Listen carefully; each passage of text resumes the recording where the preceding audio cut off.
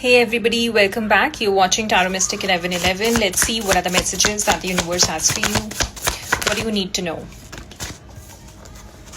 Okay, there seems to be a lot of confusion. You seem to feel stuck in some sort of a situation and you are overthinking. Things are not going your way. You feel like you are being used by the other person, or you feel like the other person's intentions towards you is not genuine.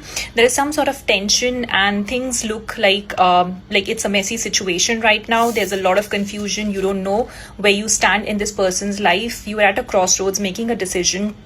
There's too much of negativity, overthinking, self-interest.